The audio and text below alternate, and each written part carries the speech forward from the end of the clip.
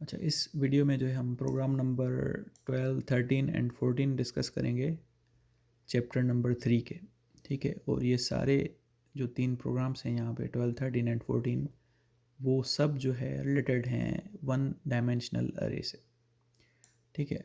अच्छा, अब शुरू में हमने पढ़ा था कि सपोज़ कर लें हमारे पास हम जो है कोई इंट टाइप का जो है डेटा स्टोर करना चाहते हैं, तो फिर हम जो है इंट डेटा टाइप लिखते थे, फिर वेरिएबल का नाम लिखते थे, सपोज़ कर लें आई है। ठीक है, और फिर उसको जो है हम यहाँ पे भी डायरेक्टली वैल्यू असाइन कर सकते हैं और बाद में भी जो है कर सकते हैं कि पहले हम इसको जो है यहाँ पे डिक्लेयर करें और फिर नेक्स्ट लाइन में अगर हम चाहें तो इसको वैल्यू असाइन कर सकते हैं। तो अब यहाँ पे जो आई है वो एक वेरिएबल है जिसकी टाइप क्या है, इंट है, और आई मैक्सिमम एक ही वैल्यू स्टोर कर सकता है।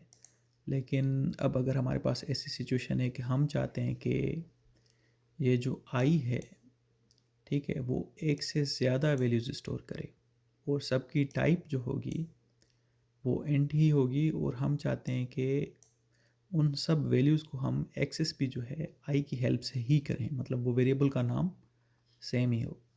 तो इस तरह की सिचुएशन को हैंडल करने के लिए हम जो है अरे बनाते हैं। अब जैसे यहाँ पे 2 स्टेप्स हैं कि हमने जो है वेरिएबल को डिक्लेयर भी किया है और फिर उसके बाद इनिशलाइज भी किया है। तो इसी तरह अरे में भी हमारे पास अब स्टेप्स होते हैं। अब अरे में एक स्टेप तो ये होता है कि हम अरे को जो है डिक्लेयर करना चाहते हैं, और फिर दूसरा स्टेप होता है कि हम अरे को जो है वैल्यू असाइन करना चाहते हैं। लेकिन एक इंटरमीडिएट स्टेप है जिसमें हम जो है अरे की साइज़ डिफ़ाइन करते हैं। ठीक है, कि अरे को डिक्लेयर किया, ठीक है, फिर उसकी साइज़ डिफ़ाइन की। अब जितनी अरे की साइज़ होगी कि मतलब उसमें हम कितने वैल्यूज़ स्टोर करना चाहते हैं, फिर उसके हिसाब से हम जो है उसको वैल्यू असाइन करते हैं। ठीक है, या उसको उस तरह इनिशलाइज करते हैं। ठीक है, तो अब यहाँ पे जो है इसको मैं डिलीट कर देता हूँ और यहाँ पे जो है हम एक्चुअल जो एग्जांपल है उसकी तरफ आ जाते हैं। अब यहाँ पे हमने एक अरे बनाया है और वेरिएबल का नाम जो है मंथ अंडर स्कोर डेज है, और अरे की जो टाइप है वो इंटीजर है। अच्छा, अब नॉर्मल वेरिएबल और अरे अरे वाला जो वेरिएबल होगा उसको जो जब हम डिक्लेयर करते हैं, ठीक है, तो अब कैसे पता चले कि हमने अरे बनाया है, उसके लिए हम जो है लार्जर ब्रैकेट जो है हम यूज़ करते हैं डेटा टाइप के साथ। ठीक है। अच्छा, अब जावा में जो है हम अगर ये जो लार्जर ब्रैकेट है अगर हम डेटा टाइप के साथ यूज़ करें, at the end of data type use करें, या फिर जो है एट द एंड ऑफ अरे का जो वेरिएबल है हमारे पास उसके साथ यूज़ करें, तो कोई फ़र्क नहीं पड़ता, ये जो है सेम काम करेगा। ठीक है, लेकिन जो प्रेफर्ड वे है कि जावा में हम डेटा टाइप के बाद जो है ये लार्जर ब्रैकेट रखते हैं। ठीक है। अच्छा, अब इस जो है लाइन में जब हमारा यहाँ पे अरे डिक्लेयर हो गया, तो सेकंड स्टेप में हम चाहते हैं कि अब हम अरे की साइज़ बताएं कि अरे जो है उसकी साइज़ क्या है, कितने जो है हम इंटीजर्स जो है वहाँ पे स्टोर कर सकते हैं, या कितने इंटीजर फिर हम जो है अरे से एक्सेस कर सकते हैं। तो फिर इस लाइन में जो है हम अरे को क्रिएट कर रहे हैं, मतलब उसकी जो है साइज़ बता रहे हैं, और अरे को क्रिएट करने के लिए हम जो है जो मेथड जो तरीका यूज़ करते हैं उसमें हम न्यू कीवर्ड यूज़ करते हैं कि एक नई मेमोरी लोकेशन बन जाए। ठीक है, अब कितनी मेमोरी लोकेशंस बनेंगी, 12, और उन सब मेमोरी लोकेशंस पे मतलब जो है हम इंटीजर्स स्टोर करेंगे, और जो है हर एक मेमोरी लोकेशन की साइज़ उतनी ही होगी जितनी जो है हमारे पास एक सिंपल इंटीजर स्टोर करने के लिए होती है, जैसे कि 4 बाइट है। ठीक है, तो 4 बाइट की हमारे पास जो है 12 मेमोरी लोकेशंस जो है बन जाएंगी। ठीक है, और उन 12 की 12 मेमोरी लोकेशंस को जो है हम month under score days variable की हेल्प से जो है एक्सेस कर सकते हैं, उन पे वैल्यूज़ स्टोर कर सकते हैं। ठीक है। अच्छा, अब डिक्लेरेशन और अरे क्रिएशन के बाद जो है हम इन 12 लोकेशंस पे अगर वैल्यू स्टोर करना चाहते हैं तो वो कैसे करेंगे। अब क्योंकि हमारे पास वेरिएबल एक ही है, ठीक है, मंथ अंडर स्कोर डेज, लेकिन हमारे पास जो है वैल्यूज़ 12 होंगी, मेमोरी लोकेशंस भी 12 हैं, ठीक है। तो अब उनको डिफ्रेंशिएट करने के लिए हम जो है इंडेक्स नंबर यूज़ करते हैं कि हमारे पास जो है ये मेमोरी लोकेशन 1 है, ये मेमोरी लोकेशन 2 है, ये मेमोरी लोकेशन 3 है, ठीक है। तो इस तरह हम जो है हमारे पास जो है 0 से लेके 11 तक जो है हमारे पास मेमोरी लोकेशंस हैं, और इनको जो है फिर हम हर एक मेमोरी लोकेशन को जो है लार्जर ब्रैकेट में बंद करते हैं, ठीक है। अच्छा, अब क्योंकि अरे हमने जो बनाया उसकी जो टाइप है इंटीजर है, तो अब ये जो हमने 12 की 12 वैल्यूज़ यहाँ पे जो है रखे हैं, जैसे 31, 28, सब के सब जो है इंटीजर हैं, ठीक है। अच्छा, अब जैसे हम कोई जो है वेरिएबल जो है डिक्लेयर करते हैं और इनिशलाइज एक ही स्टेप में करते हैं, तो फिर इसी तरह हम जो है अरे को जो है डिक्लेयर एंड जो है क्रिएट हम एक स्टेप में करना चाहें तो इस तरह कर सकते हैं, ठीक है। कि हमने जो है दो लाइंस को जो है मर्ज करके एक ही लाइन में जो है अरे को डिक्लेयर भी किया है यहाँ पे और क्रिएट भी किया है, लेकिन इनिशलाइज फिर हम ऐसे ही करेंगे जैसे हमने यहाँ पे नीचे किया हुआ है, ठीक है। अच्छा, नेक्स्ट प्रोग्राम में हम ये भी पढ़ेंगे कि मतलब ये जो है तीनों के तीनों स्टेप्स फिर हम एक साथ कैसे करेंगे कि अरे जो है डिक्लेयर भी एक ही लाइन में हो जाए, क्रिएट भी एक ही लाइन में हो जाए और इनिशलाइज भी एक ही लाइन में हो जाए, वो नेक्स्ट प्रोग्राम में हम करेंगे, ठीक है। अब हमने जो है यहाँ पे ये देख रहे हैं कि हमने अरे क्रिएट किया था, 12 मेमोरी लोकेशंस थी उसकी, ठीक है, और 12 की 12 मेमोरी लोकेशंस पे जो हमने कुछ वैल्यू स्टोर कर दिया है। और अब अगर वो जो है हम कोई भी जो है वैल्यू प्रिंट करना चाहते हैं तो सिंपली अब ये हमारे पास जो है वेरिएबल तो एक ही है, लेकिन अब उसकी इंडेक्स नंबर यूज़ करके हम उस वैल्यू को जो है प्रिंट भी कर सकते हैं, ठीक है। उस पर जो है कोई मैथमेटिकल ऑपरेशन भी परफॉर्म कर सकते हैं।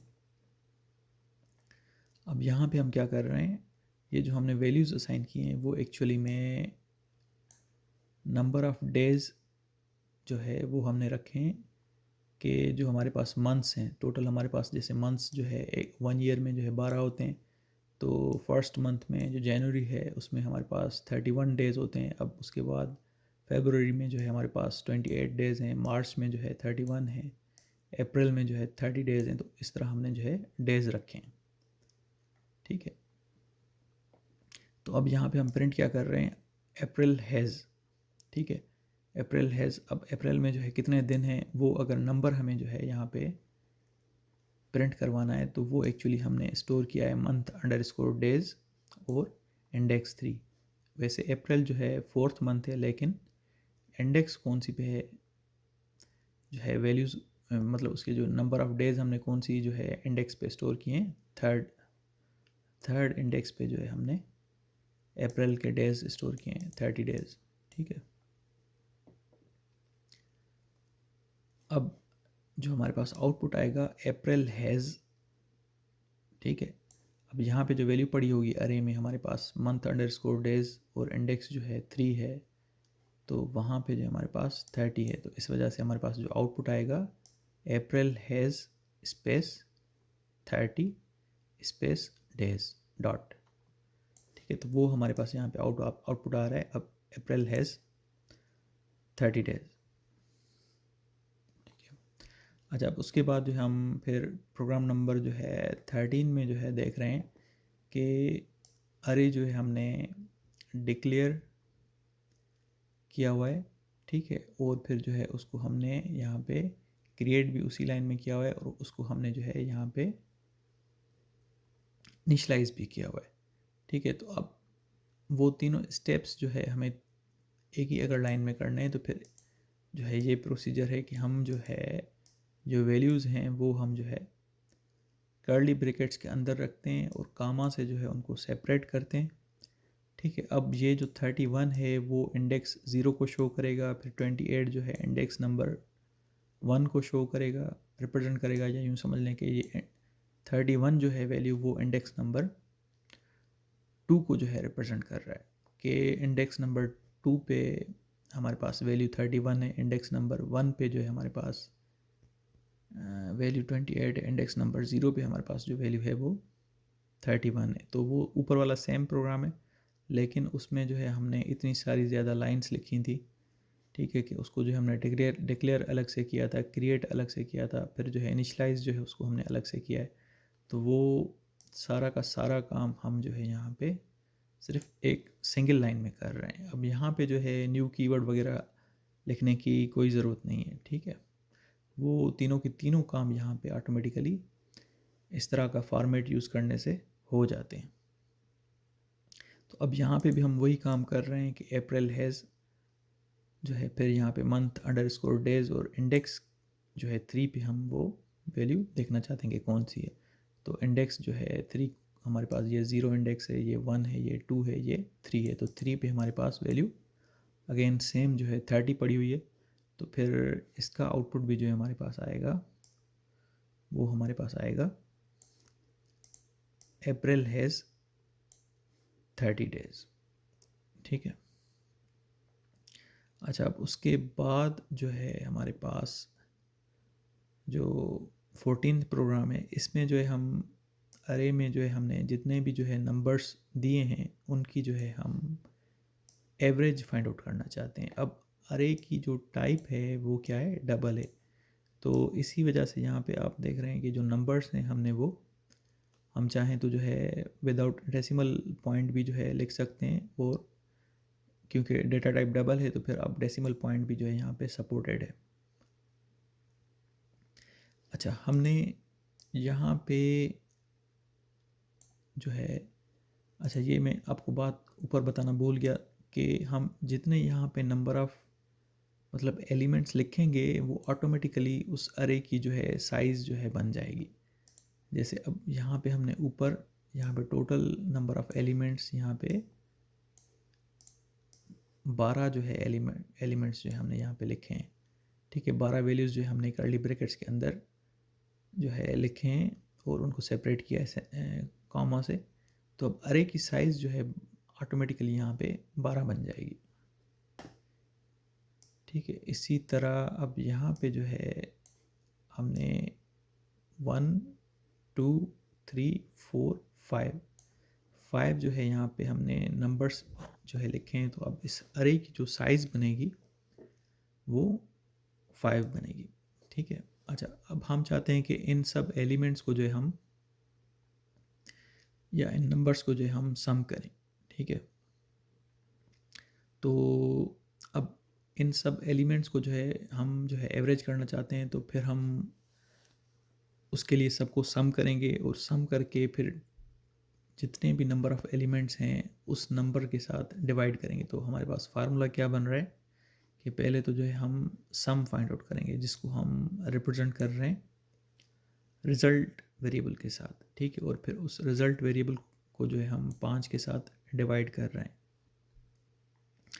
तो अब लूप को चलाने के लिए हमने एक वेरिएबल कंसीडर किया है आई, जिसको डिक्लेयर किया है यहाँ पे, और जो है सम फाइंड आउट करने के लिए हमने एक और वेरिएबल बनाया है result which is equal to 0, कि मतलब हमने उसको इनिशियली 0 वैल्यू असाइन की है। अच्छा, अब लूप चल रहा है हमारा 0 से लेके आई इज़ लेस देन 5, कि मतलब 0 से लेके 4 तक चलेगा, मतलब टोटल 5 नंबर ऑफ़ टाइम्स चलेगा, ठीक है। और यहाँ पे जो है इटरेशन जो है आई प्लस प्लस हो रही है कि नेक्स्ट इटरेशन के लिए फिर वो सम करता जाएगा, ताकि जो है जब हम आई जो है 5 बन जाएगी तो तब ये लूप नहीं चलेगा। अच्छा, अब लूप के अंदर हम क्या कर रहे हैं कि रिज़ल्ट इक्वल टू रिज़ल्ट, के रिज़ल्ट की इनिशियल वैल्यू हमारे पास 0 है और नम्स ऑफ आई, अब आई की वैल्यू जो है यहाँ से लूप से उठा रहा है कि इनिशियली आई की वैल्यू 0 होगी। तो नम्स ऑफ 0 जो है हमारे पास 10.1 होगा, ठीक है। तो अब 0 प्लस 10.1 जो है हमारे पास इसकी जो समेशन होगी वो 10.1 ही होगी। अब वो वैल्यू जो है असाइन हो जाएगी रिज़ल्ट को, ठीक है। इनिशियली वैल्यू 0 थी, लेकिन अब जो है करंट वैल्यू रिज़ल्ट की जो है 10.1 है, ठीक है। अब नेक्स्ट इटरेशन में रिज़ल्ट की वैल्यू जो है, करंट वैल्यू जो थी 10.1 प्लस नम्स ऑफ, अब 0 के बाद 1 आ जाएगा कि नम्स ऑफ 1, तो नम्स ऑफ 1 जो है हमारे पास 11.2 है। तो 10.1 और 11.2 ये आपस में सम हो जाएंगे और रिज़ल्ट को असाइन हो जाएंगे। फिर इसी तरह जो है जब लूप दोबारा जो है ये लूप मतलब चलेगा, तो फिर उस वक्त हमारे पास रिज़ल्ट की जो वैल्यू होगी वो पहले दो नंबर्स का सम होगी, और अब उसमें जो है तीसरा नंबर जो है नम्स ऑफ 2 वो ऐड होगा। मतलब ये दो सम हो चुके हैं, अब उसमें जो है तीसरा नंबर ऐड होगा और फिर वो जो है वैल्यू रिज़ल्ट को असाइन हो जाएगी। इसी तरह फिर नेक्स्ट इटरेशन में हमारे पास ये इन तीनों नंबर्स का सम होगा रिज़ल्ट में, और चौथा नंबर फिर जो है उनके साथ ऐड होगा, ठीक है। इसी तरह फिर लास्ट इटरेशन में सब के सब नंबर्स का हमारे पास सम जो है रिज़ल्ट में स्टोर होके मतलब हमारे पास आ जाएगा। अब जब लूप से बाहर हम आ जाएंगे, ठीक है, तो लूप से बाहर हम क्या कर रहे हैं कि जो भी हमारे पास सम है, मतलब जो एवरेज है, सॉरी जो रिज़ल्ट है, उसको जो है हम 5 के साथ डिवाइड कर रहे हैं, तो वो हमारी क्या बन जाएगी, एवरेज। तो यहाँ पे जो हमारे पास जो एवरेज बन रही है वो है 12.299999, ठीक है।